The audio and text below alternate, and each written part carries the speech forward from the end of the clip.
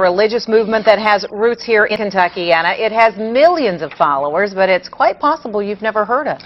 As WHS 11's investigative reporter Adam Walser discovered, the group takes a controversial stand as it spreads its message around the globe.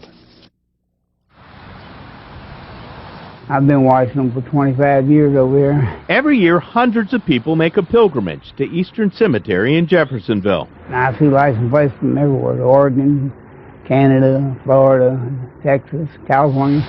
They've come from all over the world to see the grave of William Branham. William Branham was a prophet of God, and it's wonderful to visit the place he actually was.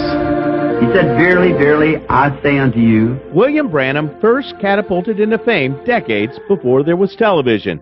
His former colleague Willard Collins, who is now pastor of Branham's church, remembers. His whole ministry was a phenomenon. He was known to be the father of the charismatic movement.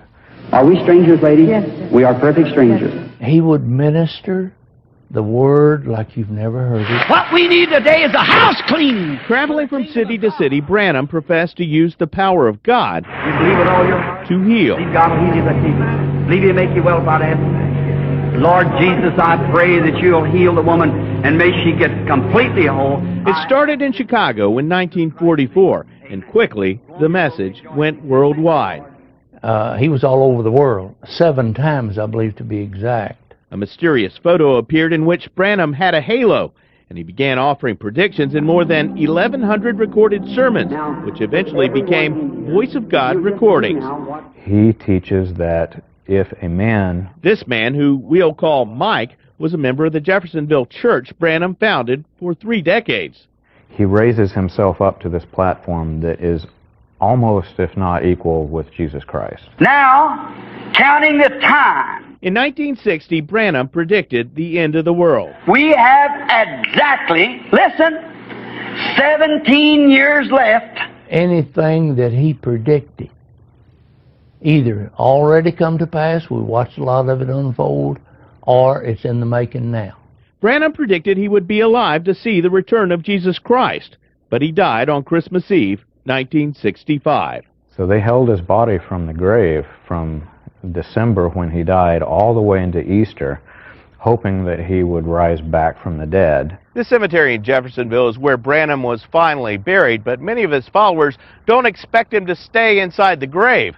People come from all over the world every Easter anticipating that Branham will rise up to foretell the second coming of Christ. Over there is an empty graveyard, like in Jerusalem for us. Nearly half a century after Branham's death, the movement is growing by leaps and bounds, as more than 6,500 volunteer ministers spread the word in dozens of countries, reaching an estimated 2 million believers.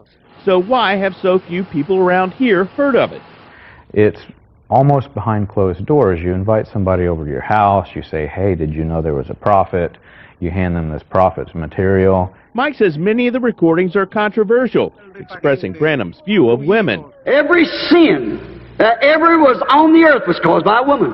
Branham compares women who wear makeup to Jezebel. So if you see a woman wearing that, you can say, "How do you do, Miss Dog Meat?" That's exactly what God called her. He fed her to the dogs. And he had this to say about Catholics, Baptists, and Presbyterians. Denominationalism, absolutely, I prove it by the Bible, is the mark of the beast. All through high school, I never made friends because all these people had the mark of the beast. Mike says questions about Branham's teachings led to depression. I was struggling just to live from day to day. I laid in bed and cried most of the day. I was actually publicly shunned from the pulpit, from the pastor of this church. But Mike's membership has been replaced many times over. Voice of God Recordings operates out of this multi-million-dollar building near Charlestown. Tax records say the organization has assets of nearly $110 million. People just love this message. Recordings, DVDs, children's books, and even a cardboard replica of Branham's briefcase leave southern Indiana by the truckload, bound mostly for developing countries. It's basically toys of Brother Branham possessions that they're trying to sell and make money. Whenever there's ministers out in the field who don't even have shoes on their feet.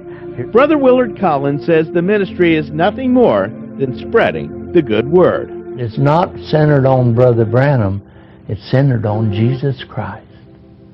Mm-hmm. He was just the messenger. He was just the messenger. He never took credit for anything. Now, Brother Willard Collins, the pastor at Branham Tabernacle, says he believes that Branham will rise from the grave, just as he believes that all true believers will, about a month before Jesus returns to earth, which Collins believes signs show will likely be very soon. Well, it certainly made me do a double take, some of it. Are you getting a lot of questions from or calls from his other members? Yes, we've been getting dozens of calls. Apparently, they put it up on a website today, so hopefully they can see exactly what we put about this. Are they still teaching his exact preachings from he died in 1965, or have they tried to update his message? They've gotten so large in Charlestown there.